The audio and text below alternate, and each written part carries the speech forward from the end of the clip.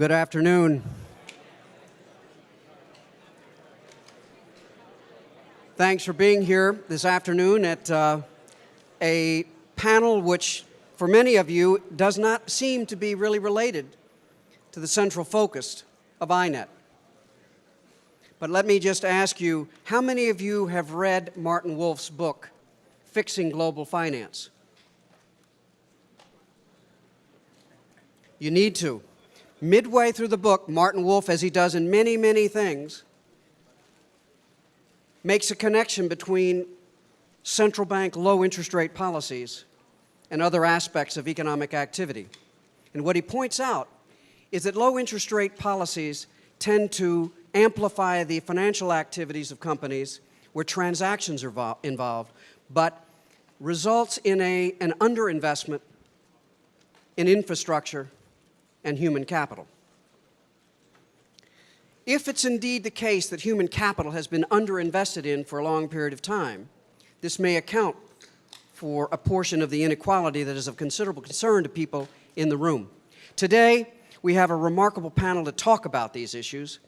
Anurag Behar from India, Roger Benjamin, the Council for Aid to Education, James Heckman, well-known Nobel Prize winner, University of Chicago, Richard Reeves at the Brookings Institution, and the panel will be moderated by Mehrling.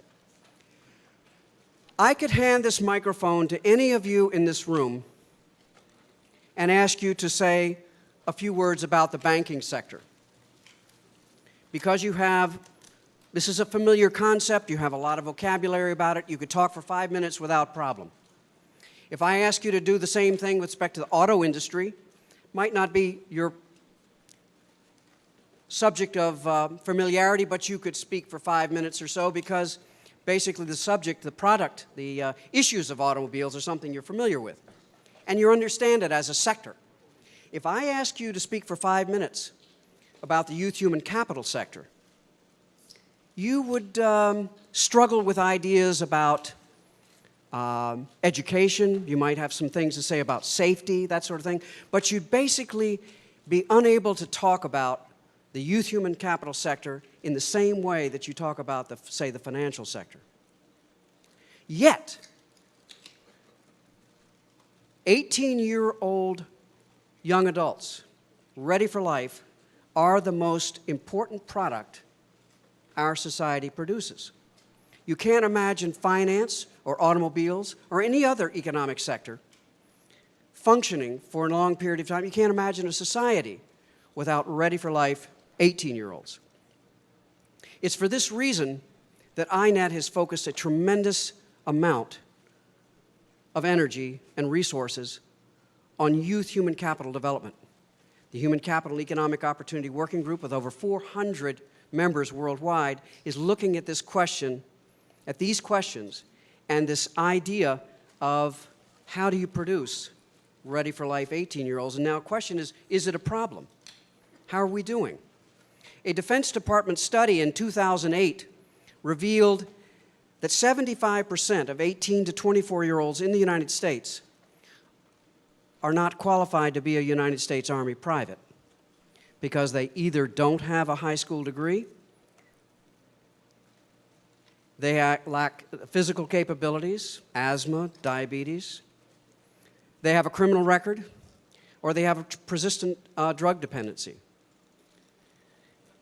This large population of young adults who are not qualified to be United States Army privates are the same people who can't qualify to get jobs in the United States.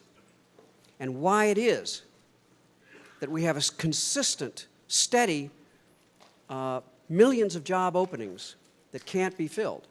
So when you ask, well, how is the United States doing in its youth human capital production, you might as well ask yourself, how many of you would put your money in a bank in which there was a 75% probability in which you wouldn't get the money back?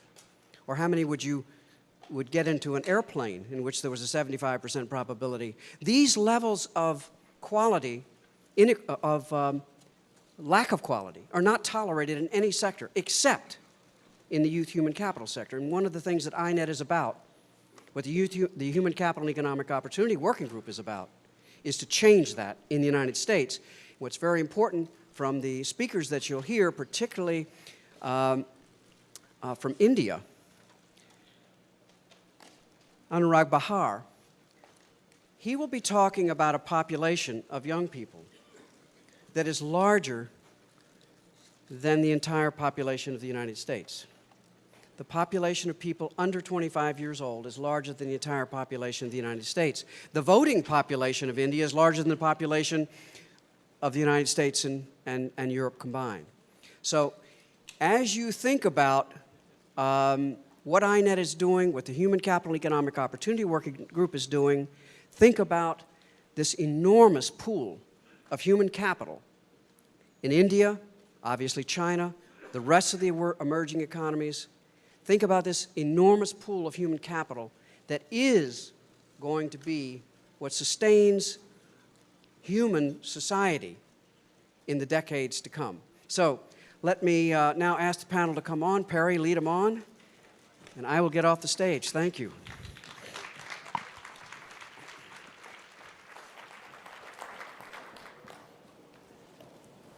No, here, let me sit there and you can sit there. Okay. Yeah. And here. Well, thanks for that setup. There doesn't leave me much to say here. I will just remind you that I'm in this industry of education and human development. I'm a professor in a liberal arts college, Barnard College, and my thesis students, okay, who are watching now, I hope, remember that your thesis is due April 21, and you should be working now, developing your human capital. This I think of as actually one of the most high value-added pieces of teaching that we do, as a matter of fact, and perhaps we'll come to some of that in the discussion. So I'm just admitting I'm in the selective school part. You'll see why that's relevant when you hear Mr. Benjamin's speech. But let's start it off with Jim Heckman, if you would. Yeah.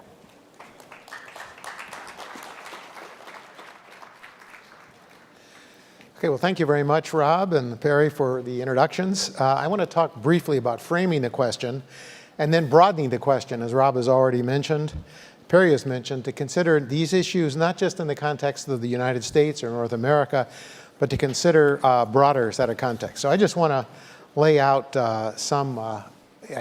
here we are. So what are the challenges? And this is the challenge that INET is addressing in a number of sessions and in different aspects. The challenges are basically economic inequality and a divided society. We know this is a graph that has actually gone around the world. It's turned up again since the 2008 meltdown. And we know that there's been a huge amount of growth of inequality in the society. But the question is, what should we do about it, and what are the appropriate policies? Now, the main point, and something that Rob already referred to, is that the inequality is partly driven, not all exclusively driven. We know that there are important components of financial markets, other trends going on in technology and so forth. But skills is a huge component. And the question is how we can actually solve the skills problem, the very problem that Rob very carefully discussed. This is a graph that I've drawn, constructed, used in previous work on the production of skills in the American economy, the US economy. And namely, we've seen a very interesting phenomenon that until around 1950, we had a steady growth in every cohort. This is birth cohort on the bottom axis and the completion rate on the y-axis, the ordinate. And what we see is that every cohort up to around 1950 was more likely to go to school, graduate high school, graduate college as well. And then starting for cohorts born after around 1950, there was a real slowdown. Now, it's true at a high level, 80%, but more alarmingly, we've actually seen a decline in the economy in terms of the percentage of high school graduates starting in the late 1970s, 1980s. And so this question about where the skilled labor are coming from, where the economy is going to actually build itself, and how we're going to actually grow is the serious issue. Meanwhile, college graduation has been going up, although this is primarily driven by more women going to college, and the male graduation rate has not really changed all that much since the 1950s, the early 60s. So what we need to think about, and what this session will talk about in part, is a comprehensive approach to skills development. And I think that's what we need to think about in a way that usually is not framed in public policy discussions. And the crucial thing, and I think this is the most important thing I can leave you with, is that the kind of typical discussion of public policy for skills doesn't work, the fragmented approach. So the obvious solution, for example, to promote skills is to put money in schools, maybe charter schools, maybe trying to fix the high schools. What we want to understand is that skill formation is a much more general process, involves many other institutions and actors in societies. It involves families, it involves workplaces, it involves a much more integrated framework than we typically think about. And so much public policy is really sort of treating the problem one solution at a time. So if we're going to try to promote health, we're going to try to have better doctors or better hospitals. That's part of the solution, but we need to think more comprehensively about an integrated solution. And I want to talk about that. And this, by the way, is relevant not just in the United States, but to India, to China, and to many other situations. And so the question is, broadly thinking, what do we know about skills and how they're produced? And I think the main lesson comes that we want to invest in prevention. So again, success depends on having a right bundle of skills. And notice the word is plural. It's not just a single skill. It's not just being smart. Even though many books have been written about how high IQ people are going to win and all the dummies are going to drop out, the world is much more complicated than that, and multiple skills matter. And the sorting of people, the actual use of comparative advantage as people find their ways through life and find the jobs where they can succeed, that I think is an important component, not only for understanding how we create skills, but evaluating programs that are creating skills. And another neglected component, which I mentioned already, but just would emphasize, is that families play a very important role. Families play a role not only in supporting children in schools, but in getting ready for children for school, so that there really is an issue that needs a broadened conception. So a skills policy also has to consider aspects of families and family life. And that varies across countries and environments, not only in the United States, within the same country, but across many countries as well, which we'll talk about. A key theme, and Rob has talked about this already, and we'll hear more about it, is the importance of the early years. We know from a lot of work in neuroscience and developmental psychology and epidemiology, the early years are very important, and they're more important than we realized maybe 10 or 15 years ago. We have not only a lot of evidence from biology, but we have a lot of evidence as well coming from social science and social science interventions. So the key notion is multiple skills. So you want to think of both cognition and character. Now, character is a word that sometimes is attacked. It suggests a kind of Victorian prudish notion. What I'm talking about as character is a sense of capabilities, the capacities to act, the ability to govern one's life, the ability to act in a variety of different areas in life, to manage one's health, to go to school, and so forth. We want to think about these multiple capabilities, multiple measures of cognition, multiple measures of character that are developed from cognition, from conception to birth, and to think about the full life cycle.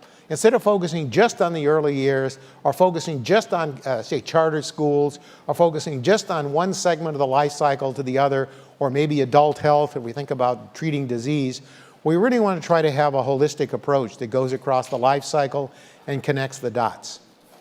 Let me give you an example. This is a graph. I'm not going to give you very many, but here's one. If you literally look at studies from social science where you ask, at age 30, what's the probability of being a college graduate? Exactly somebody who's going to contribute to society through, say, college graduation and the set of skills that college graduates contribute to. What we see, and these graphs are in the same format. On the left is cognitive factors, the other are measures of personality or character skills. And what you see as you move from the bottom deciles, which are the lowest levels, to the highest deciles, those people who have higher levels of those abilities are actually much more likely to graduate from college. It's a very steep, it's very sharp gradient that appears in both dimensions. But what's also relevant, and I think is neglected, is that both factors, in some sense, in the sense of the slope of this curve, are equally important, and that these multiple dimensions are a key and neglected component of how we think about evaluating schools and what schools and families produce. And so it's these multiple skills of producing them, developing, are going to be a major way to solve problems of economic and social opportunity. And in a phrase that even I used last year, but I would repeat again this year, is that we want to think not just about redistributional policies, which has been the emphasis traditionally when people think about inequality, giving alms to the poor, trying to redistribute goods or a fixed pie. What we're talking about is creating a pie, and a larger pie, and at the same time creating opportunity in doing that. So it's something that actually produces greater economic wealth and simultaneously produces greater opportunity in the lives of the people. And so I would view it as a policy of pre-distribution, early life distribution. So why is this important? And this is a graph that came out of work with Jean Brooks-Gunn, who's working with us in one of the INET initiatives, the HCEO initiative on early childhood. And you can see that if you look at the scores of children who are entering at the college age in the United States, say age 18, and you rank their scores on the basis of the education of their mother, you get a standard finding, which is people from greater advantaged families, more advantaged families are much more likely, the children are much more likely to have high test scores. And that's true for cognitive and non-cognitive measures both. This is a cognitive measure. But what's dramatically important is that these test scores that are so predictive in admissions, deciding who goes to college or not, the gaps in those scores are very substantial by age 3, certainly before children enter school. And so those gaps are extraordinarily important in understanding where they come from. Now, 100 years ago, if we'd been talking about this question, I would imagine in Canada and England, eugenics movement would say, okay, this is purely a manifestation of genetics. What you're seeing is the dumb people have dumb kids, smart people have smart kids, and the smart people go to school, so they just propagate. We've come to understand that that's a very limited vision. There is a role for genetics, but we also know there's a huge role for social policy, and I think that's what guides a lot of the work that we're doing in the HCEO network. And I'll give you one example. Many people are concerned about the gaps in American education between blacks and whites and Hispanics and whites. So if you look at the actual gaps, this is about 10 years old, this data, but if you look at this, you find that there's a serious deficiency in the percentage of children who are blacks compared to whites entering college. And the same thing is even worse for Hispanics. If you condition on the abilities of those individuals at age 18, then you find that the gaps, because partly of affirmative action policies, other policies, those gaps reverse. And in fact, we're finding substantial benefits of blacks versus whites. So we can see, as one of many examples, the important role of these abilities. Now, how are these abilities produced? I talked about genetics. A lot of people still talk about genetics. I don't want to emphasize that, but we know that family life plays a very important role. I'll give you some very simple examples. So in the American family situation, the US family situation, we see a phenomenon that's been very much remarked on. Increasingly, we see it mentioned in the New York Times and other popular media, but it's been around for many, many years. What we see is a growing fraction of children who are living in single-parent households. And these are single-parent households in the United States context, which are not very rich in terms of financial resources and in terms of parenting resources. That's the biggest growth sector. And it's phenomenal how this growth. And this is a phenomenon that's actually found around the world. If you go to Taiwan, if you go to Korea, it's a much more limited level in Korea. Chile, you have in Mexico. This is a phenomenon that's global. What are these such environments that children have? Just to give you the simplest finding, it's something that's now been popularized by Hillary Clinton and also other groups recently, the so-called 30 million word gap. It goes back to some early studies by Hart and Risley. If you look at the kind of environments that children from different educational, from different professional backgrounds face, you can see that per hour, there are huge gaps in the verbal environments that children are getting. Professional children are getting exposed to more than 2,000 words per hour. Children from the bottom of, in some sense, of the socioeconomic strata are getting about a third to a fourth of that. And not only is it the quantity of words, it's also the nature of the parenting, which has been shown to be quite important. And so you get cumulative vocabulary differences, looking at my graph at age 3, that are really quite staggering. And again, the environments play a role. And the reason why we know that's partly environment is that we know that we can do something about those environments. And we actually have a series of interventions which we're actively studying, not just in the US, but also now in China. We have an HCEO meeting actually next week in looking at planning a program, a large-scale program for the left behind, the 15 million left behind children in rural China. And what's the finding from this work? Well, this is an American study. A lot of work has been done on this so-called peri-preschool program. The Obama administration has touted these findings very heavily. The reason why they're so important is that we have long-term cost-benefit studies that survive very rigorous economic analyses. They account for the fact that the tax cost of funds. Martin Feldstein would be very happy with these kinds of calculations. They're fully rigorous in the sense they account for what a good public finance economist would do. You get 7 to 10% rate of return per annum from this particular program. Now, how did the program work? The program works primarily by boosting non-cognitive skills. If you look at IQ, the typical focus in much of these early childhood programs or measures of cognition, you find that essentially, even though children, when they enrolled in the program at age 3, were no different, they're randomly assigned to treatment, by age 10, the treatment and control group children basically have the same IQ. Yet, those children are very successful in life. Something other than cognition matters. And the reason why I mention that is that in the whole study of education, we've gotten ourselves fixed on the notion that somehow the way we evaluate schools, the success of schools, even the success of whole nations, is through a test score. I'm delighted to inform you that I was a participant in a conference just 3 weeks ago in Sao Paulo, Brazil, where the OECD, which is the primary promulgator of the PISA scores, went and said, okay, we're having a conference on the importance of these non-cognitive skills. And they now, not only do we know that they're very important in predicting a variety of life outcomes, but we have accurate ways to measure them. And so we can have a much more comprehensive inventory about what it is, which institutions work, and which skills are important for which and which ones can be most effectively developed over the life cycle. Let me just talk about something that sounds off the wall. You know, we're thinking about an educational intervention, early life children, early lives of children. This is another program very closely related to the Perry program called the ABC program. I'm giving you some results that were published in Science a couple of weeks ago. So what happens if we take these children, who are actually all disadvantaged children, we randomly assign them and follow them up, in this case, to age 35. The Perry results have been followed up to age 40. They're currently being followed up in an 8CEO project to age 50. So what is the effect of this on health? Just look at the health outcomes. If we compare those people who got the treatment, remember these are randomly assigned, and we look at a measure of health, which really wasn't even on the table. People, what does early childhood have to do with health? Well, it has a lot to do with health. So if you look, for example, some of you are probably at the region where you're worried about the 140 level in terms of systolic blood pressure or the diastolic levels.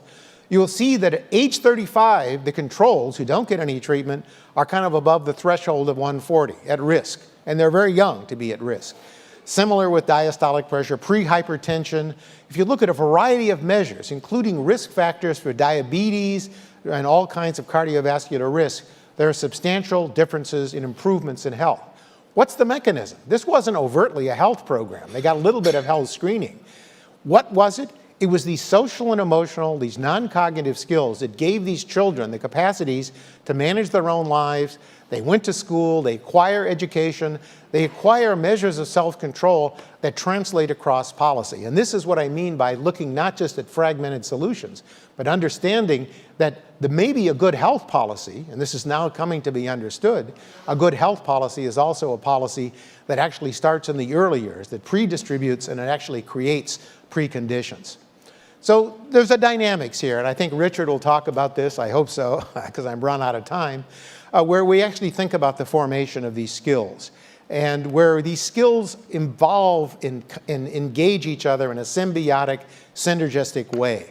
And when we think about not only evaluating programs but how we produce the skills, we know that for different skills, different strategies, different interventions matter and are effective at different stages of the life cycle.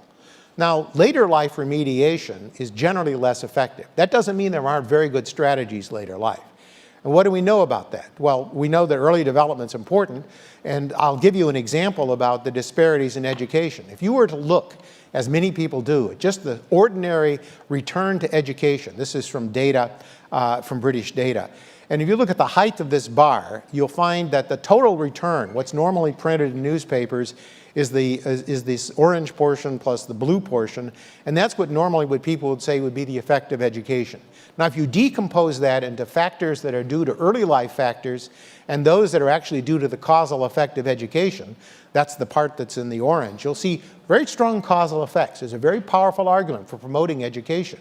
But at the same time, you'll also see very powerful role for early life factors that are actually contributing to that component. So the early investments are important. Understanding the life cycle is very important. And let me just conclude by talking about effective adolescent interventions. So many people, there's a thought out there that early life analyses focus and say it's all over by age 3, it's all over by age 5, and that's crazy. What's happened though, there's a common currency, there's a common notion about what successful interventions are. And whether or not it's in the US or whether it's in Colombia or Bangladesh, what we actually understand is that effective interventions involve typically a form of enriched parenting. So if you look at challenged family lives, you can see that by supplementing the family life of the child, by actually encouraging the mother to engage, I haven't time to show this, but many of the most successful interventions are affecting the actual relationship between the mother and the child, or whoever the caregiver is, typically the mother, and in a lasting way. That creates a different dynamics, a different interaction. It's what the developmental psychologists for decades have called scaffolding, and that improves the capacity of the children. So let me just conclude by saying that this is a worldwide issue. This is not just a problem unique to the United States. I've given you data to the United States because we've actually collected a lot of it there. Increasingly, data are being collected around the world.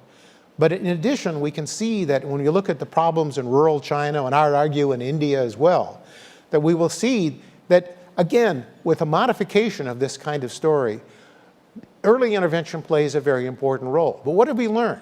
In India and in China and in Jamaica, we find something that's not present so much in North America, and that is nutritional interventions are very important. They're very serious issues in terms of deficiencies in micro and macronutrients. What we've come to understand, though, is if we only supplement those micro and macronutrients, there are some effects. The really strong effects come from a combination of early life supplementation, where early life nutrients make a huge difference. A shortage of iron, a shortage of vitamin A has serious lifetime consequences. But on top of that, providing this kind of social and emotional regulation. When you do that, you find the interventions are much more successful. We have a series of experimental studies done in Jamaica. So I hope that we will return to these themes in the course of our discussion, and thank you very much for the opportunity to speak. Thanks, Jim. And now we have Roger Benjamin, who's going to take it to the post-secondary level.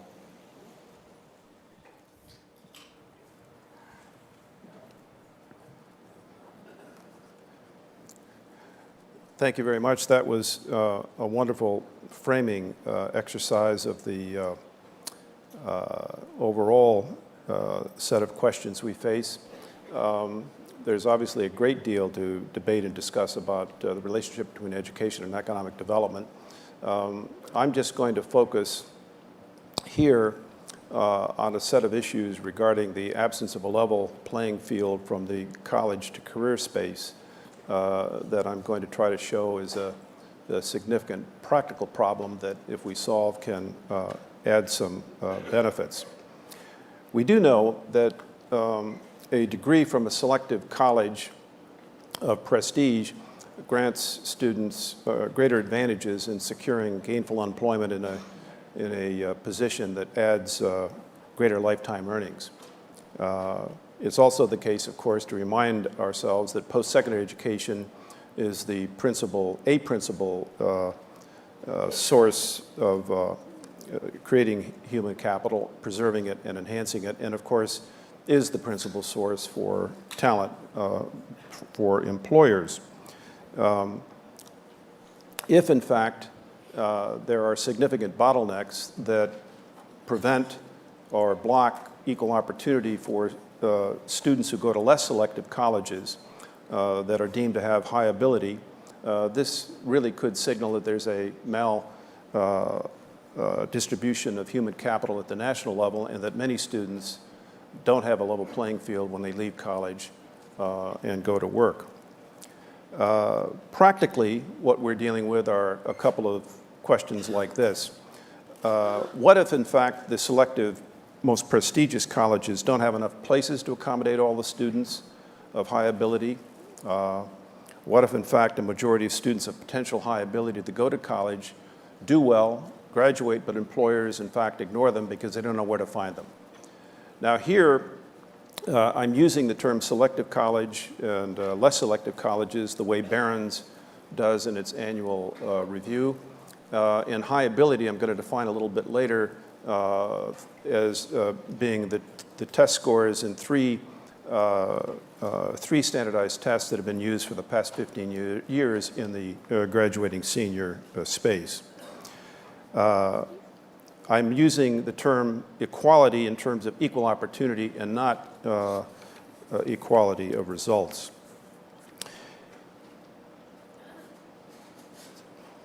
Let's see here. Here's my thesis succinctly put. Employers don't have enough information to make informed decisions about who to interview. They also don't have enough, students don't have enough opportunities to interview with employers that present them with jobs that are really aligned with the skills that they actually have. The reason for this is elite branding. In the absence of more precise metrics, we use prestige as a proxy for quality, at least in the United States.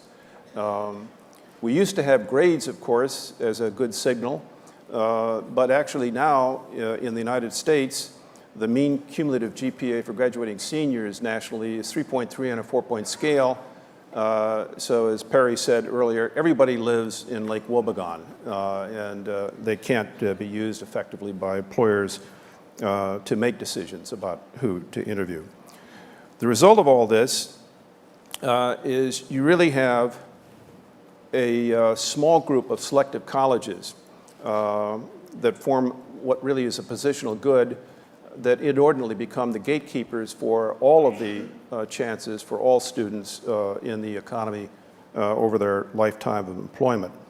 And I think that is a fairly significant problem if it's verified or corroborated that warrants the term maldistribution of our human capital. Now, I'm using one test that I'm associated with here to use as a way to validate the test, validate this market failure problem. There are several tests, one by ETS, one by ACT, and one that I just happen to be associated with that are used to evaluate critical thinking skills that employers all agree are essential prerequisites. Not sufficient, but prerequisite for success in the economic workplace. These are core cognitive skills, not all of the skills that Jim talked about. This test has been used, as is suggested here, in the United States and about 12 countries. It and other tests have been used to evaluate the question about how colleges vary in terms of how much value they add to student learning growth. You see the results here. It does matter a lot where you go to college, and of course it matters a good deal.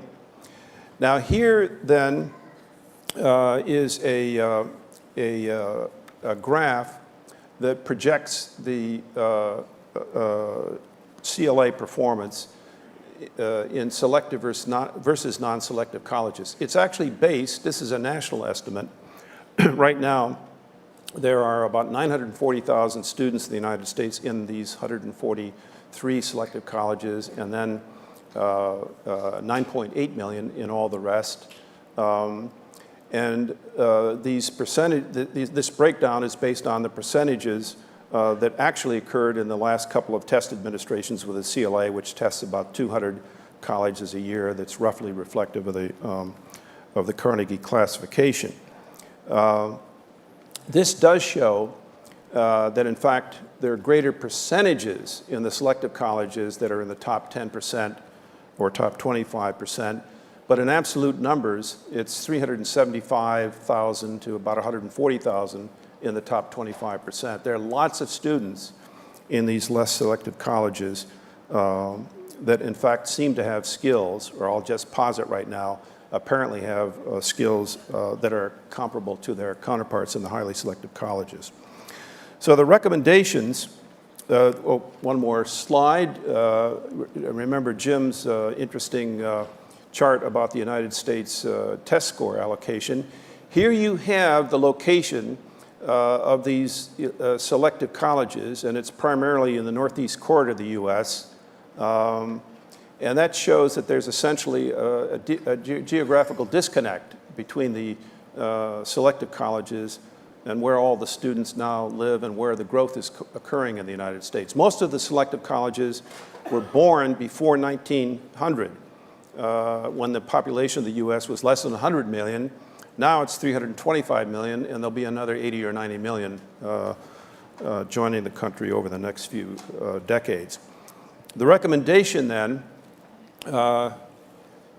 is to, in fact, develop and use tools that can provide demonstration of skills that are important for employers and students alike, and make that information accessible to both.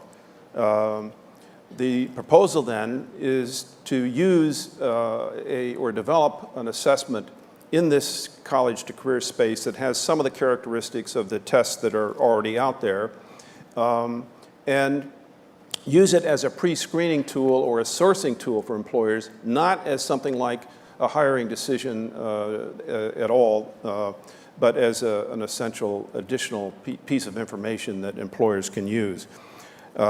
This graph shows, this figure shows how we envisage at CAE, you might be able to, in fact, narrow the information gap between employers and students by educational technology partners.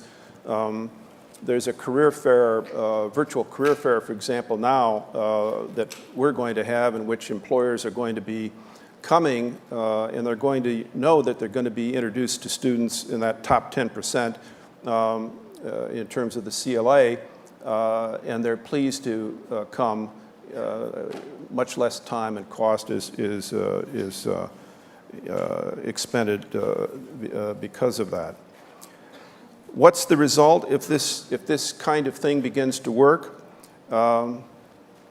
It is a more transparent market that's more efficient for both buyers and sellers, the students and the employers at this point. And I think this would, in fact, result in a better distribution of human capital and a somewhat more level playing field. This problem, again, is not isolated to the United States, and I think it's extremely important.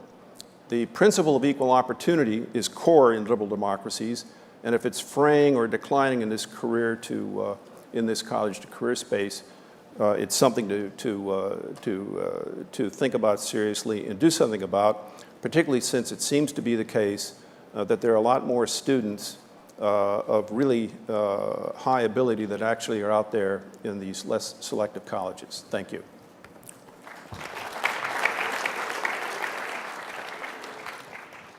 Thank you, Roger. Thank you, and now I call up to extend the discussion to the case of India, Anurag Behar. Thanks, Betty.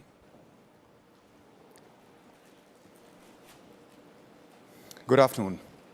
Pleasure to be here with you with such a distinguished panel.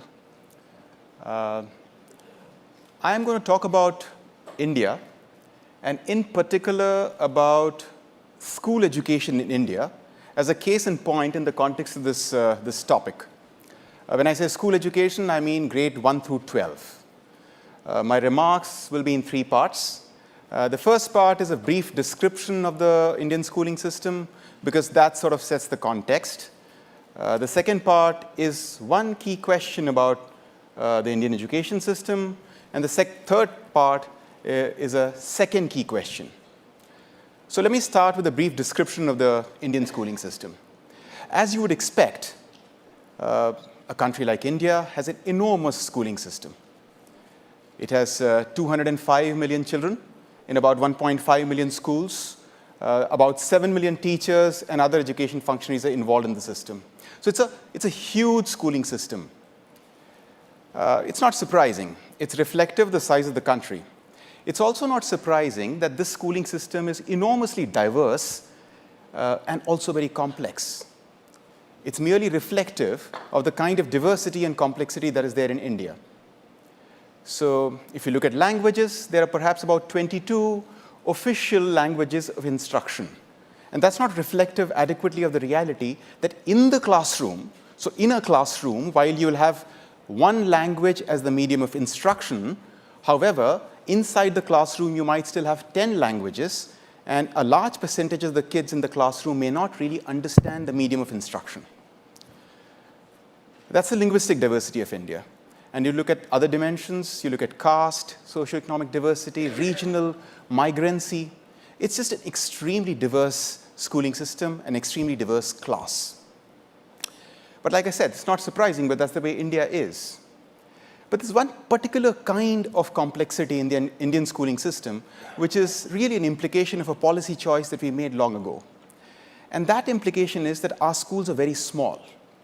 The average school size, I mean, you can sort of just look at the rough numbers, 205 million children across about 1.5 million schools, is just about 70 kids. What that means is that very often, every teacher is dealing with multiple grades at the same point in time. So you have this enormous system, complex and diverse, with this challenge of multigrade teaching to almost every teacher. Now, I've sort of given you an overview of the Indian schooling system. Now, what's most well known about the Indian schooling system is that the outcomes of schooling, learning outcomes mostly, inclusion, and school completion rates are very poor. So if you look at learning outcomes in the Indian schooling system, if you look, depending on the survey that you look at, about 30 to 50% kids in grade 5 cannot do language and math, which is expected of grade 2. Inclusion is better than a few years ago, but it's nowhere where we want it to be. And school completion rates are very poor. So you have this enormous, complex, diverse system with poor schooling outcomes. Now, I must remind you that when I talked about learning outcomes, I've taken a very narrow definition, and I think Jim talked about it. That's an inadequate understanding of education if you just look at language and math. But let's just stay with that. Now, very often, because of this characteristic of poor schooling outcomes, the Indian schooling system is called as a broken schooling system. And I think that's an inaccurate description, a fairly inaccurate description of the Indian schooling system. I don't think it's a broken schooling system. And the reason I say that is that if you look at it at a point in time, it does seem broken. But if you look at the trajectory of the Indian schooling system, I think we have made tremendous progress over the past 25, 30 odd years. If you go back to the mid-80s, only 55% of the kids in India were going to school. Today, that number is 99%. What does it mean?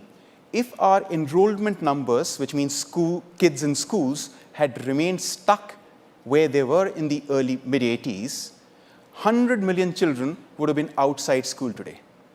So in the past 25, 30 odd years, we have made enormous progress on enrollment, getting kids inside school. We made another kind of a progress. And that progress, which is even less visible, is in the way our curriculum thinking has moved. In brief, our curriculum thinking, our curriculum goals, our curricular frameworks have moved in a very positive, progressive direction. And I think that's a very significant achievement. So now, you have a brief description of this complex, diverse schooling system that India has. And the most important, the most visible characteristic of which is that the schools are places where kids are not learning. That takes me to the second part of my remarks. The second part of my remarks really relates to the most obvious question.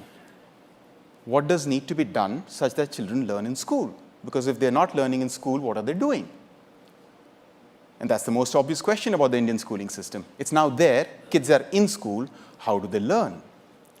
Now it appears that in the past 10, 15 odd years, we as a country have come to a belief, have come to a conclusion that we have a solution for this question.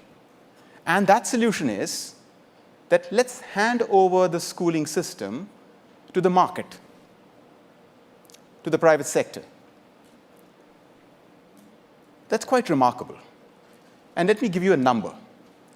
Fully 30%, 30% of Indian kids go to private schools. Most of these private schools are for-profit private schools. If you were to look at comparable numbers across nations, no country, I'll repeat that, no country has that percentage of kids going to private schools, and that to for-profit private schools, other than failed states. So we've come to sort of a strange belief that the private schooling system and markets will somehow fix our schooling problem. And let's look at the reality. And the reality is this, that if you really control for socioeconomic background of parents, households, the learning outcomes in private schools and public schools are identical.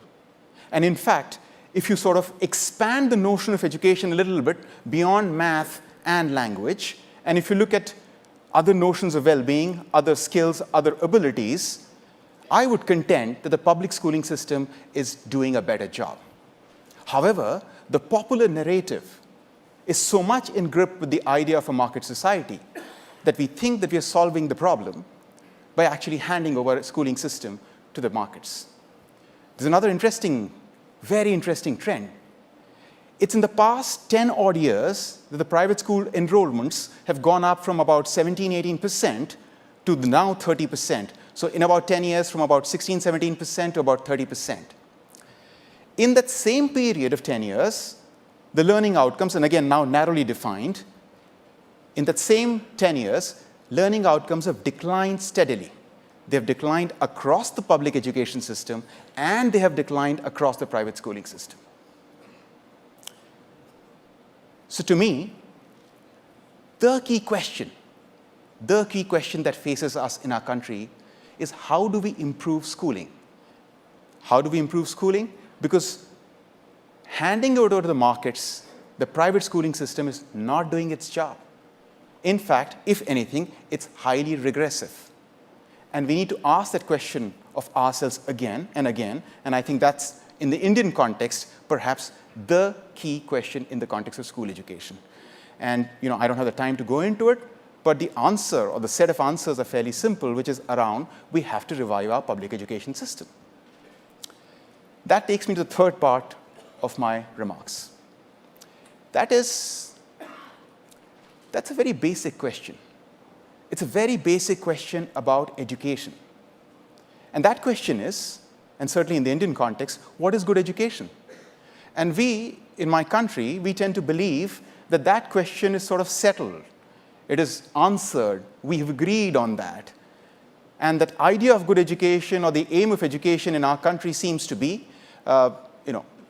developing the autonomous individual, developing a just, equitable, humane, democratic society. And that seems to be the notion of good education. We must remember that this notion of good education arises from a certain commitment that my country made in its constitution about 50, 60 odd years. The idea of India as we envisioned 50, 60 years ago, and it got sort of concretized in our constitution, that is somehow informing our notion of good education. And so we think that this question is sort of settled. It's done with. What we do not recognize, and I think we need to ask that question again and again of ourselves, that this is far from the reality. It's far from reality because of two reasons. First, this idea of education linked so closely to that idea of India, while it is true on paper, there's a massive gap between what's there on paper and what's happening in the schools. And how does one bridge from that idea of education that worthy goal of education to the reality as is practiced on the ground is a question, is an issue that we need to deeply engage with. Second, and I think this is perhaps at the core of this issue of good education, and which is this, that this idea of India, which is informing this aim of education, which is democratic, just, equitable society, that idea of India itself is highly contested. It might be there in our constitution, but on the ground, each of those ideas, what is justice? Justice for whom? Democracy, who is included in the democracy? Each of these ideas are deeply contested. And if we do not recognize that, and if we do not engage with that, then that notion of good education is actually very fragile, very, very fragile. So, as much as today, a key question for school education in India is, how do we improve learning? The second key question, which we need to continue to engage with, is what is good education? And I must end, I think, human after all. And in the context of education, often the question of good education will lead us to what is being human? And unless we answer that in the context of our society, I don't think we will do a good job of education. Thank you.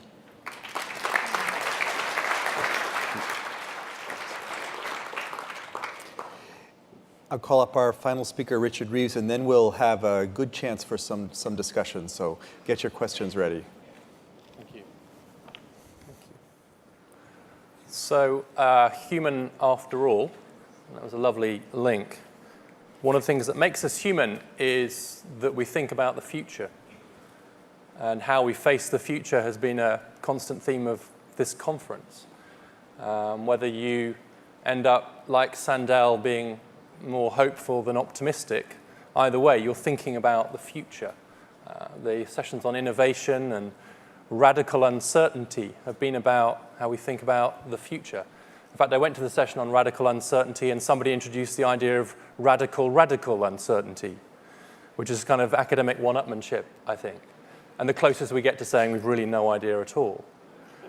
And then 2 nights ago, John Ralston Saul's wonderful lecture talked about empathy and consciousness, but the thing that stuck with me was when he said that immigrant is one of the most noble words in the language, because an immigrant is somebody who has set out to create a different future for themselves, who has a vision of their future and maybe a future for their children, which they then actively and bravely sought to pursue.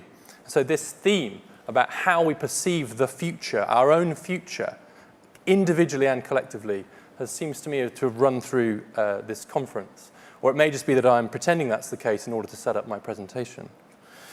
But this idea of motivation, aspiration, I'm going to build, I think, on what Jim said. I'm going to try to anyway.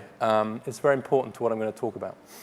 So there's 2 quotes here. I'm from Brookings, so we have to be ruthlessly bipartisan. And we have JFK and then George W. Bush.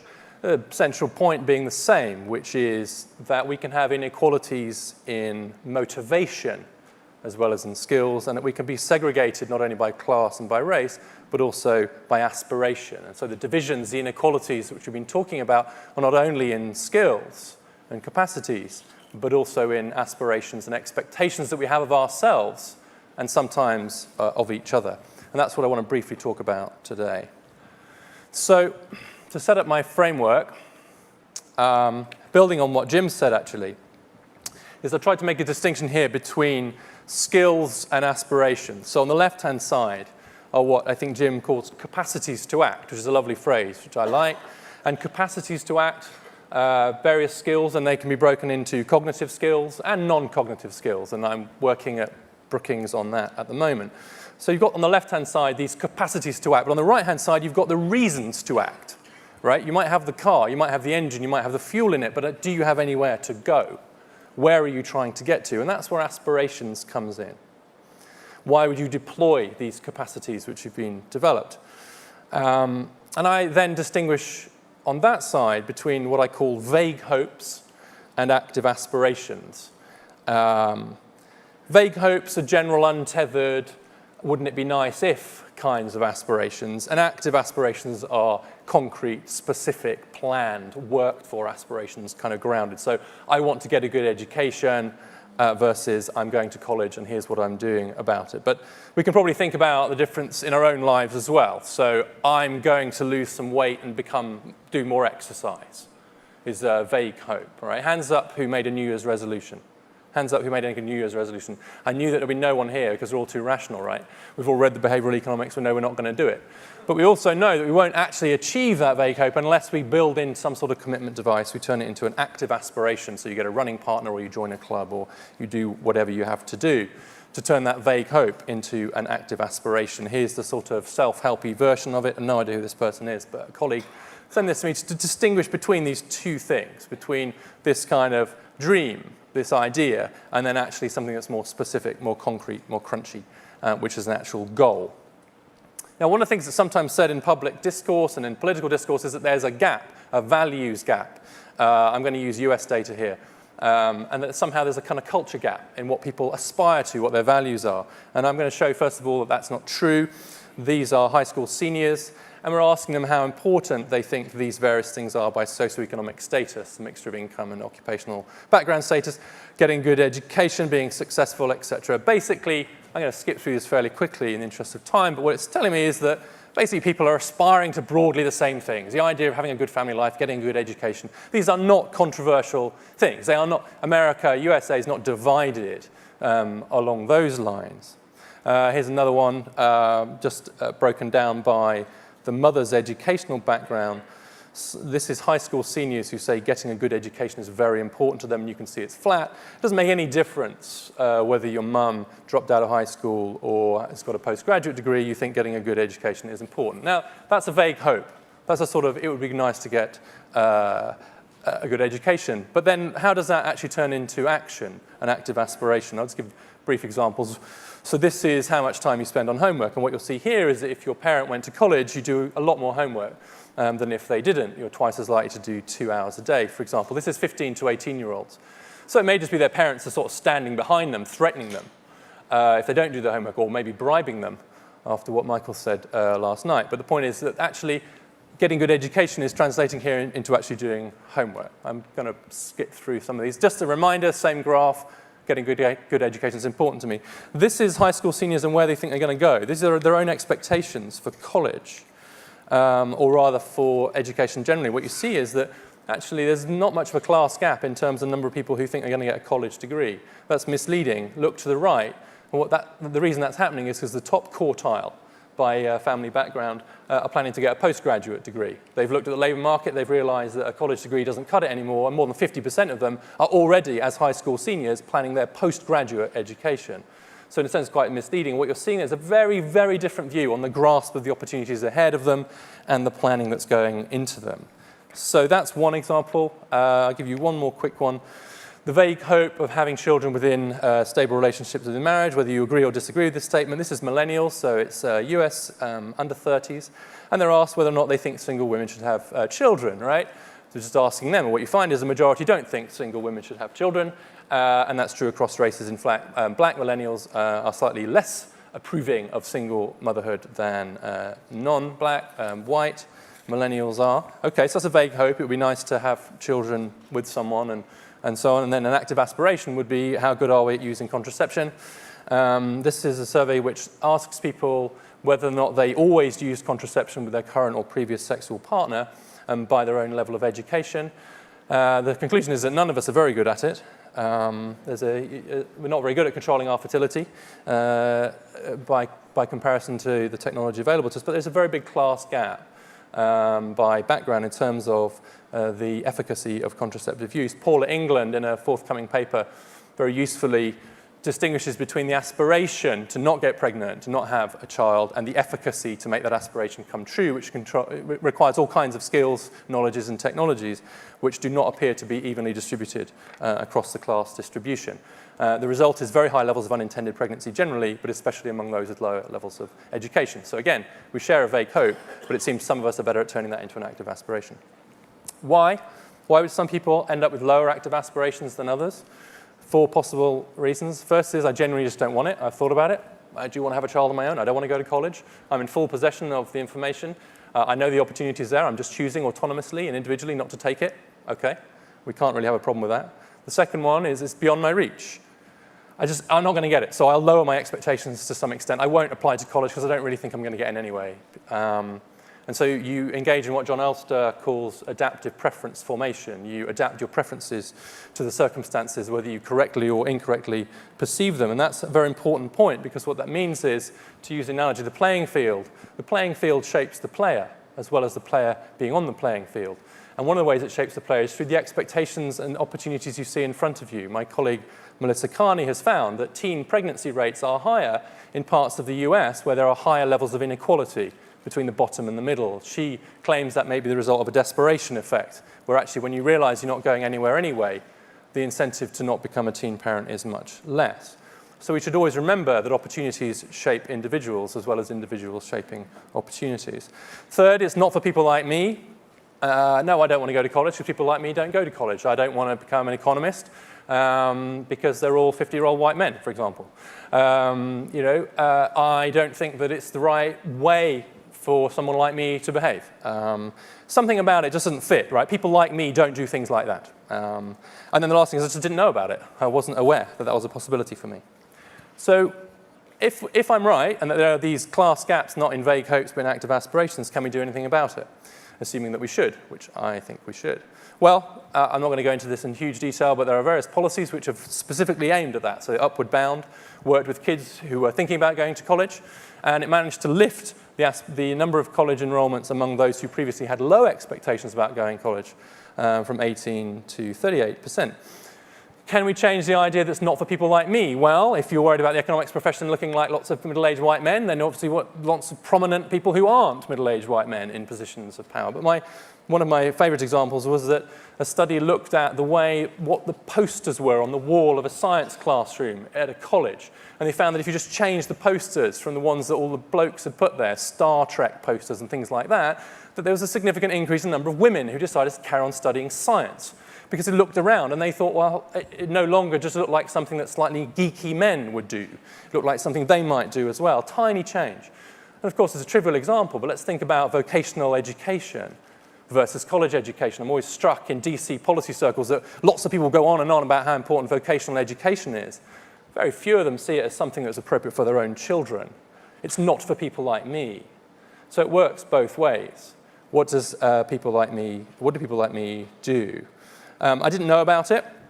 You'll probably know this work, but Caroline Hoxby and others have done work where they've taken the kids who were high achieving, and what they did was they sent them for the cost of $7 a packet, which told them about the colleges they could apply to and the financial aid that was available to them. It cost $7 a piece and significantly increased college applications by 19%, and a better match as well between the abilities of the lower income student and where they ended up. And so the simple fact of telling them about the opportunities in front of them massively increased their levels of application, which suggests to me that there was just simply a knowledge gap. So we can do things about it.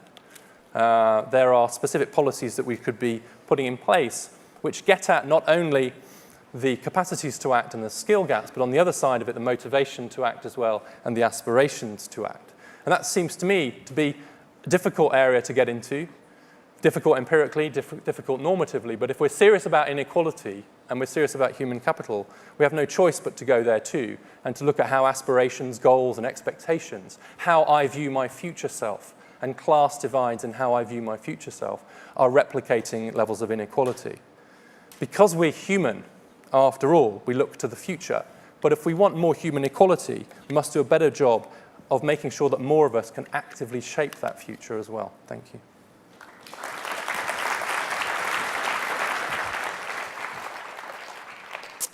Thanks very much. I think you'll agree with me. This is a pretty good panel. As a money and finance guy, I've learned a lot in the last hour. And so if we can start to have some questions, and as they get organized, I'll ask the first one, because we have over 30 minutes here. What I kept coming back to is, it seems to me like we know a lot and we got some good ideas. Why aren't we doing them? What stands in the way here? And if I could maybe just ask you all to respond briefly to that as we're going down the line, as people are getting lined up. Jim? Well, part of They'll do it, yes. They'll do it? Yeah. Okay. I think part of it is a knowledge gap. I think it really is a sense there are a lot of obsolete ideas out there. And there's a feeling, I think, among a lot of people that human change is really not that possible. That many people think things are fixed at birth. I don't want to say it's social Darwinism, but I think there's a lot of sense. People don't understand what I think has been produced, which is much greater understanding of how we can change and offer greater opportunities for people. So I think that's part of it. And that's among politicians, among leaders. So part of it's education. But part of it also goes against, and this is the point I didn't develop at length, but for example, in early childhood, there's a huge issue when you get to the nerve center of the family life. The family is playing a huge role. We know the family plays a huge role in getting the kid ready for school, supporting the kid in school, even in the business of college applications and so forth. And so people, and this goes back, one of the original early childhood programs was produced by Senator Mondale back in the 1960s, late 60s. And his idea was, early childhood, some expanded form of Head Start. Richard Nixon vetoed it. And the reason why he vetoed, he said, we really don't want to intrude on the life of the American family. And I think what people have been very sensitive about discussing is the importance of family life. Frequently the term is used blaming the victim and all kinds of things. But I think when we understand that most of these programs, most of these types of interventions, public or private, are not replacing the family, they're not attacking the family, they're supplementing the family. And they have to have a voluntaristic component, and they have to be individually adapted. I think that's been a huge issue for why early childhood programs, various groups. If you look at the groups actually supporting early childhood in the United States, a lot of those are red state governors, chambers of commerce, and their goal is actually family, trying to help and supplement family life. But that's so far not played out in the national political scene. So that's... So I heard you saying our aspirations are vague and not active, at least the first one. But Roger, do you have thoughts? I'm not the economist up here, but I did most of my work under economists. And what I take from that, when you're thinking about institutions and things like post-secondary institutions, which was my topic, you really have to talk about incentives and the incentives that are needed to get the stakeholders involved in any particular policy system to change what they're doing. And when you're talking about post-secondary education or any aspects of the educational system, that is a huge challenge. And it's got to be overcome either with positive incentives or serious outside pressure from groups that are trying to affect the kind of change that's needed here. Thanks. All right. Why aren't we doing better in India? So, in fact, I would sort of interpret that question saying, if it's so clear, why is it that we are not investing into the public education system? And I think while there's a combination of issues involved, two broad categories. One is merely a question of money. It does require a huge amount of money, and the investment that we are making into our schooling system, the public education system, is under 2% of GDP. We need a lot more money, and therefore there's sort of a conspiracy of convenience. There is no money to invest in the public education system, so let the private sector sort of take over, and let's see what happens. So I think there's an issue of investment involved. The other one is, I think, a far more interesting and even more complex issue, which is that the public imagination, the social imagination, isn't so much in grip with the idea that market can solve all problems. And if you look at our recent history, it's only in the early 90s that we sort of opened up our economy, which was this fairly socialistic kind of economy, to, let's say, freer markets. And I think that sort of captured the imagination of the country in such a manner that the solution for everything seems to be the market. And I think that narrative to be busted will take a while. Richard? One of the least popular things I've written since I moved here was a piece for the Times called The Glass Floor, and it was about the way that the elites make sure their own children are not downwardly mobile, even if they're not very bright.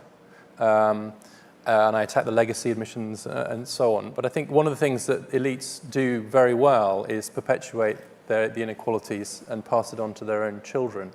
And I think that the inequality in the US is at such a point now that the elites control the opportunity structure so very effectively on behalf of their own children that trying to change that system runs you right up against the self-interest, or at least the next generation's interest of the very elite that you're relying on to make those changes. And it's just not good enough for us to say, oh, we can all be winners. The truth is that if we do get more high-ability, low-income kids into these elite schools, it means fewer of our kids, who maybe aren't so able, won't get into those schools. And that's a conversation which even at a conference like this can quickly get uncomfortable. The elite will lose from a genuine move towards a more meritocratic society.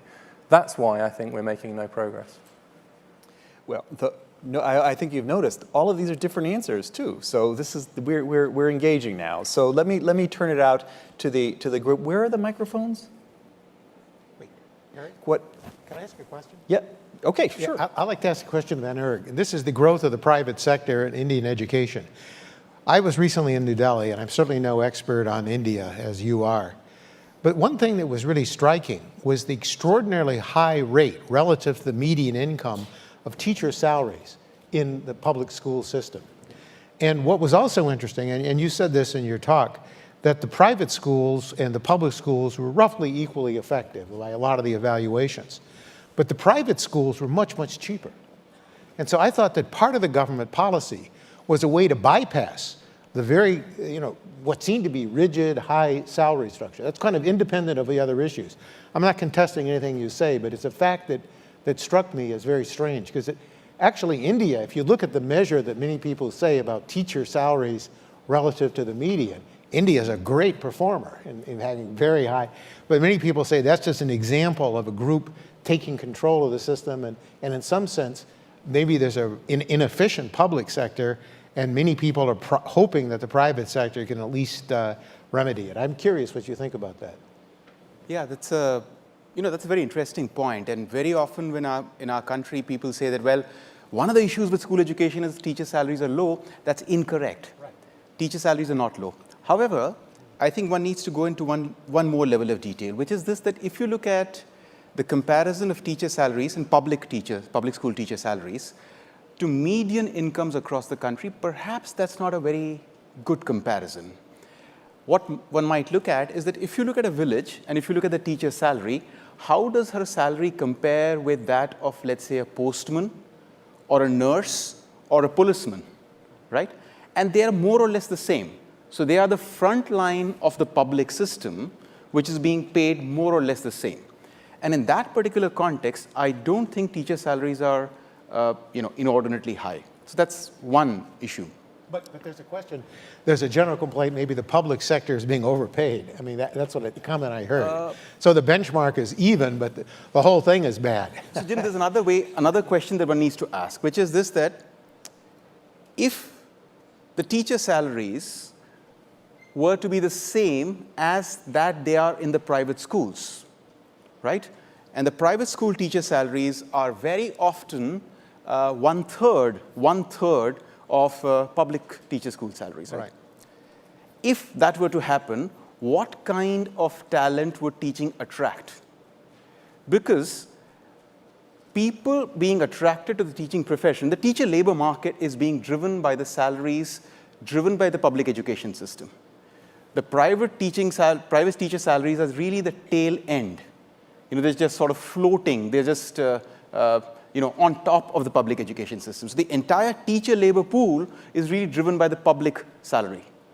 So it's a fairly complex situation. My summary is I think the teachers are fairly paid in the teaching profession in the public schooling system, and very unfairly paid in the private schooling system. So let's get some more people into this. There was a mic, you were right there? Yes, please. Yeah, I want to ask about the issue that you could call BAs with baristas, in the sense that in Canada we've had significant growth in the number of people getting, say, a BA, but we've also had now a significant growth actually in the number of those people working, in coffee shops and so on. And actually the gap in income between high school only and BA only has shrunk in percentage terms. So what's happened is, as one of you pointed out, the elites start to recognize, okay, now I need more than a BA, I need the next degree. And so in effect, while you can help any one individual by raising their education level, you still have sort of this role of education being used as a signaling mechanism or a sorting mechanism, and you don't necessarily create more high-paid jobs. All you do is you actually, in effect, perhaps you end up with an excess allocation of resources to education because you're giving people more and more years of education to end up in the same position. Somebody want to grab that? Yeah? Well, I think there's one fallacy out there, at least in the American discussion, that college education is for all. I think we know from many countries, and I think even our own country, we know if you look at some of the economic return, now there are other benefits to education than economic return, I grant you that. But if you look at the economic return to education, for some of the less able children, college education, it's actually relatively low. And I think we might want to be much more creative in thinking about vocational education. Richard's already referred to the fact that that's already pretty much the buzz in Washington. But to think about community colleges and our own version of what might be thought of as a German apprenticeship system or something that adapts workplaces to the abilities, motivations of children and kind of responds to what's out there and would give children, and there's a huge demand for that. I think there's a huge demand. Rob was talking about this earlier, Rob Duggar. So I think the structure is a little bit narrow in terms of focusing just on college. Richard? So it's certainly true that we can create graduates more quickly than we can create graduate jobs, so you'll get a mismatch. But I think part of the problem there is the expectations that are set around it. Getting a college degree or getting post-secondary education is not just about your market readiness. Surely it's about other things as well. It's about choice, it's about freedom, it's about literacy, it's about flourishing life. So I think that's one thing. The second thing is that I agree with Jim about not everyone should go to college question, but it really worries me at the same time, because what I'm afraid is going to happen is that we're going to make sure all our kids still go to college and use that as a signaling device of their elite status, while all the kids of the poor get better quality vocational education than they're getting now. Now, I'm not saying they shouldn't get better vocational education, but I'll be more relaxed about that distinction when we don't see such yawning class gaps in current college entry and graduation. So I'm worried that two-tier system will actually calcify class divides rather than overcome them. Yes? Perry, just a quick additional point, and I like what Richard just said, but there's a growing movement in the states right now to move toward competency as the benchmark in post-secondary education, because there clearly has been a deterioration in the standards, and that's not just through standardized tests, but all kinds of surveys, and people are really really worried that the BA degree itself, the bachelor's degree, is no longer really doing the job. And I disagree with Jim about the importance of apprenticeship system as well as Richard's larger framework. So there are a lot of hands up now. So why don't I suggest we take like 3 at a time now, so we get more people in. Let's say here in the front row, because they're very eager and I can see them. 1, 2, 3. Can we get the mics up here, or maybe 3, 2, 1, since the mic is here? Okay. Jim. Jim. Yes. So I'm gonna wander and see who else is having your hand up. Okay. So now I can see you. Okay. So you're next. There's a politician in your region of the country named Paul Ryan, and he's taken your story and politicized it. He says that kids who go to school with a brown bag are more likely to succeed than kids who get public free lunches. Why? Because the brown bag shows that there's a parent that's interested in the child, and therefore they tend to succeed. Now, I don't think that's what comes out of your thing, but you have to be very careful about politicians not translating what we talk about academically into these kind of things. I think you would deny that. But the second thing is, I would ask you is, since 3 years before public school starts at all, what about free pre-kindergarten education? After all, if you're a single parent, you have to go out and earn a job. Your kid can't have very much parenting if you're earning an income. Should the government provide some sort of pre-kindergarten, not only food because of the nutrition value, but the parenting value, such as the English in the old days had nannies who did these things? Could you just pass to Eric? Yeah. Thanks. In Michael Sandel's talk last night, we talked about the increasing isolation of elites in society, that elites only mix with each other and are separated from the rest of society. There have been recent studies suggesting that assortative mating is playing a growing role in inequality, that rich people only have babies with other rich people, poor people only have babies with other poor people, and that this is something that has changed, that there was more mixing across class lines previously. So I'd be interested in views on A, is that true? Do you believe that research? And then B, if so, is there anything that can be done about it? It seems like something would be very hard for policy to intervene on. Thanks. Could you take?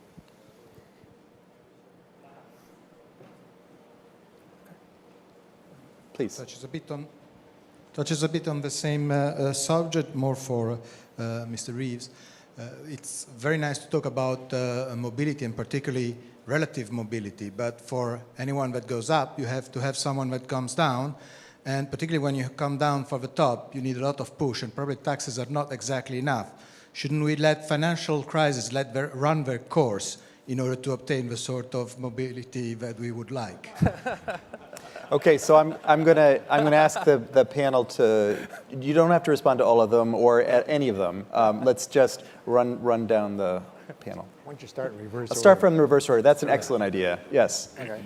Yes. If Paul Ryan was saying that good parents matter for kids' outcomes, then he was saying something pretty uncontroversial. The UK introduced universal pre-K for every 3- and 4-year-old, and then free pre-K for the bottom 40% of the income distribution, even as we cut everything else. And having been in the meetings where that decision was made in my previous role, I can tell you that the word Heckman was used quite a lot. So it's either his fault or his triumph, that the UK has done exactly what you've said. Assortative mating, my read of the literature is that it hasn't changed, except to the extent that there are now a lot more women with whom you can assortatively mate. In other words, if you're a college graduate male now, then there are lots of college graduate females that you can mate with. So it's possible now in a way that it wasn't before. It doesn't contribute as much, I think, as some people say, to income inequality, but I think it contributes hugely to intergenerational immobility. It is a massive opportunity hoarding scheme. It is a very, very good thing to do if you want your kids to do well, to marry somebody else, affluent, rich, well-educated, etc. As to what you can do about it, it's difficult to imagine a public policy to stop it. But let's take one example. Assortative mating is much less effective in the African-American community in the US because there are so few well-educated black men with whom the well-educated black women can assortatively mate. And so yet another mechanism for racial inequality is reinforced. The solution to that is get more well-educated black men, so that to the extent that marriages are still taking place on race lines, that there's at least equal racial equality in assortative mating. But you're right, that's just something that's beyond the reach of public policy, because let's deal with things that are within the reach of public policy in an attempt to counteract it. And as for just letting the children of the financial crash as a kind of positive move towards downward mobility, would that it was so. Actually, it seems that a lot of the wealth has recovered itself. Actually, downward mobility from the top 1% of the US income distribution is very low indeed. So we talk a lot about the 1%, but I'm interested in the kids of the 1%, and I can tell you they don't fall very far. The opportunity hoarding mechanisms of the top 1% are alive and well. Anurag? Pass? Here's an analogy. In the wake of World War II, there were two policies that were developed and implemented that created a middle class, upper middle class, tremendous opened opportunity structure, the GI Bill and the SAT. There were 16 million men coming back, and they wanted to go to college. They got the opportunity, and guess what? The opportunity structure really significantly increased But again, it was for non-Hispanic whites. Well, we got to do something today to shift and open up the positional good structure in my vocabulary that I talked about. It is not just the case that if groups are coming up, that means others are going down. In a country at least as large as the US, India, et cetera, you really have to evolve social mobility mechanisms to account for the tremendous demographic changes that are occurring.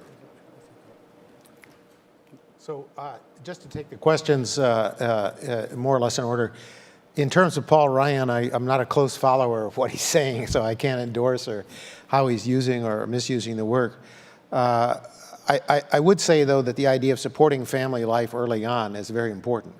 And that would include even prenatal, before kids are born. I mean, the huge amount of evidence suggesting that programs that essentially inform pregnant girls about health risks and how to parent can be very successful. I think those survive cost-benefit tests that, if Ryan were consistent, would actually be added to the budget. On the assortative mating question, I think there is some data, actually. I mean, the data would be from the OECD report.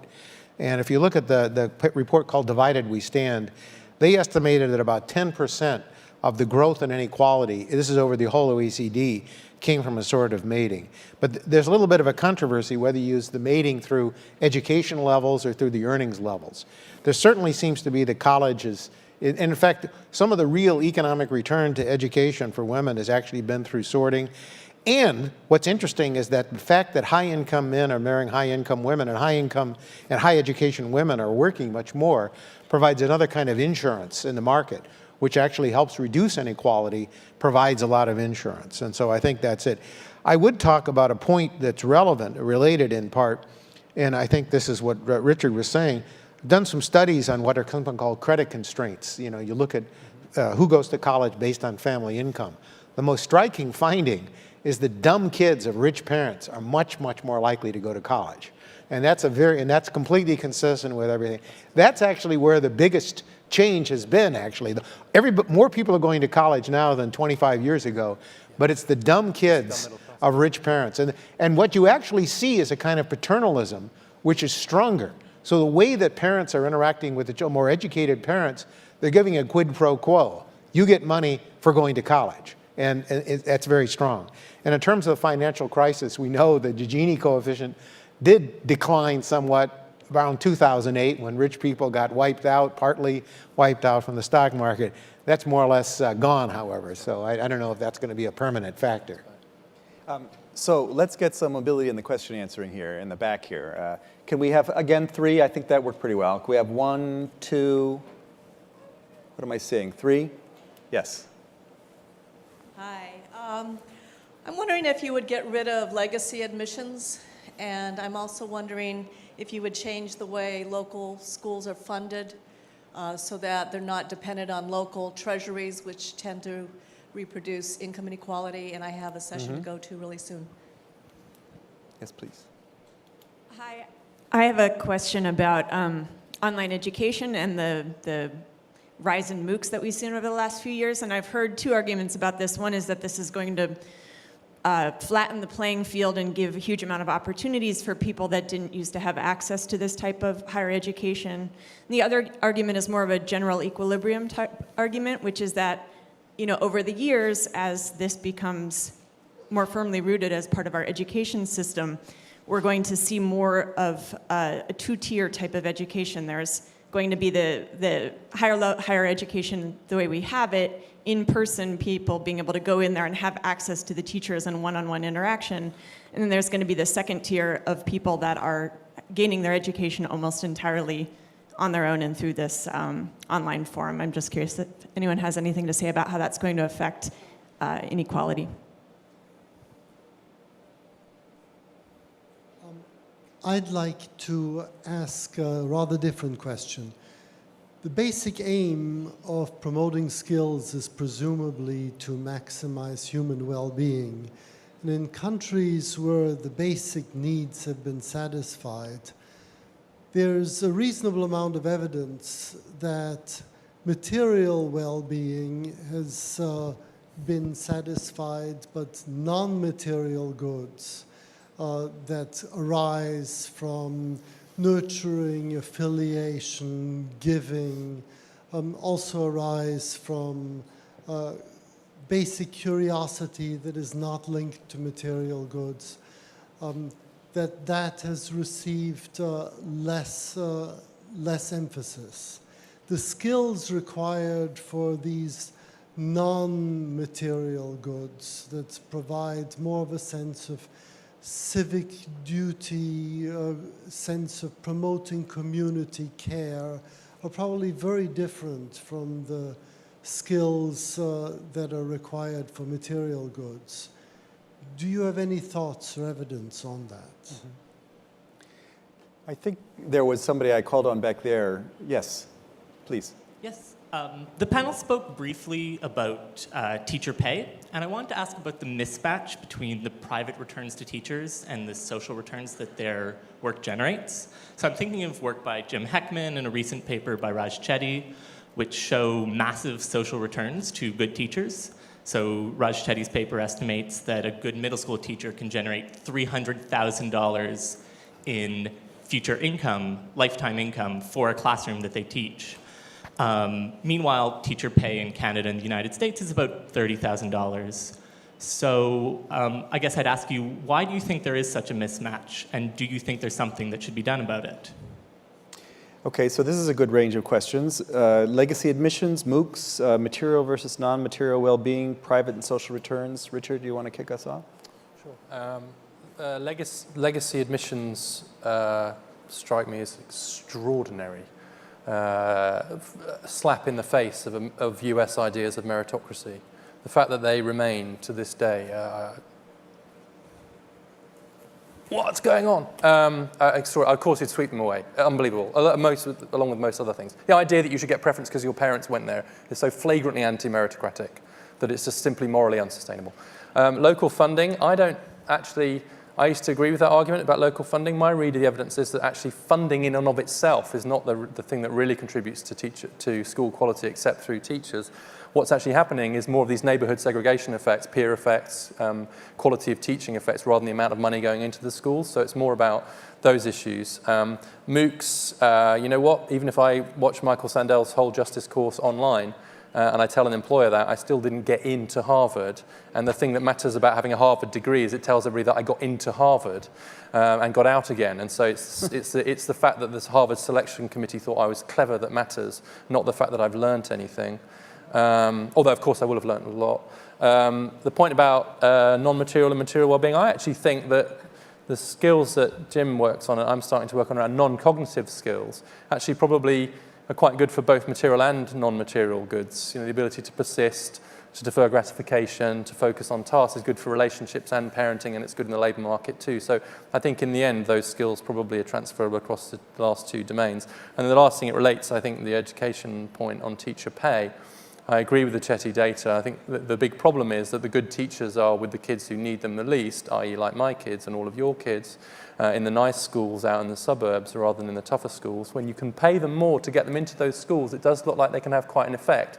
The trouble is that there aren't that many teachers who want to do that, except the very young idealistic ones. And so we should pay very much more to the very good teachers who are teaching the very disadvantaged kids, and we need to find a way to do that. But to do that, we'd have to break the teaching unions, probably. Anurag, you have? So, sort of related comments, you know. One is, partly for that reason, I feel that teacher pay, public school teacher pay in India is sort of fair.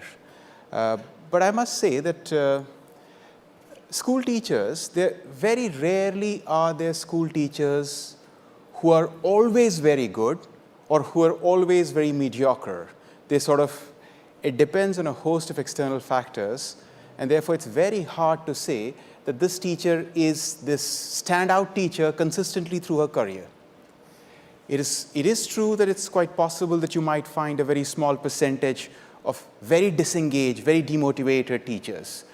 But looking at it from a perspective that these are the super teachers, supermen, superwomen who are teaching, that's very hard. So, I think that's a good and interesting indicator, but it's an insufficient reflection of the reality of the teacher population really on the ground. That's one. The second, on that comment on well-being, and I think in a sense I was alluding to that in my last point, and this is of course just one perspective on this matter, which is this, that I think we need to look at how have we envisioned education? What is the purpose of education in our country? And how are we trying to actually make it come to life? And at least from a perspective of what's there on paper in my country on education, in a sense, the aim of education is to facilitate, to develop well-being. And I think that's very laudatory. It's just that we're not making it happen. Roger? One comment, the per student endowment at the City University of New York is $5,000 per student, and at Yale it's $7.5 million per student. So it's kind of difficult to understand how the two experiences would it all be similar in any respect. That is a fact, and that is not going to change. Yep. Okay. I would just wonder what the proper measure of the endowment of City College is, though. Might be the tax base of New York, but that's a side issue. Let me just make a couple of points, because we're out of time, I guess. Yes, we are. On the question of local schools and funding, I do think, especially if you turn to the less developed countries, that's a huge issue. I mean, looking in China, for example, you see huge regional disparities among the 31 provinces. And because precisely, and this was true in Brazil too, until the government really changed its educational policy and provided more centralized spending. So local finance is a real issue. I mean, in Northeast Brazil, you were getting schools that where they were meeting in trees and they had no books. So there really was a sense of that at some low level, not the level that Richard's talking about, but we're talking about local finance in some of the less developed countries is serious. And let me just talk to this point that Dennis Snower referred to, and that is this question about what education does. And Richard more or less answered it. I would just simply say we have some research. We've done some research on exactly what these questions are. And this emphasizes the point that what education is doing, what school's doing, is producing not only these cognitive skills, not only the workplace-based skills, but skills that are useful across all of social life. And in fact, we actually measure that. Looking at several different data sets, we find substantial effects of things like increased trust in society, the ability to sort of engage others, voting, participation in democracy. You find a number of dimensions of social participation.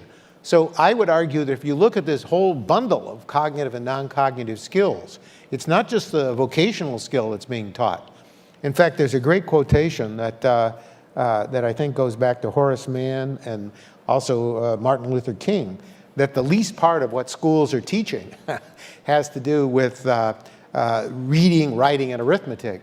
A lot more is the kind of lessons of life and promoting it, which would translate into citizenship, which would translate into components. And now we have some measures of that, and we can see some dramatic effects, and also health, what I talked about. Mm-hmm. So that's where I think we just need to kind of open our eyes a little bit more about what education is all about and how we might measure its benefits. But I completely agree with the observation that there's this larger set of outcomes that schools produce. Thanks very much. These are showing double zeros here, so I think I'm supposed to wrap it up. So join me in thanking our panel.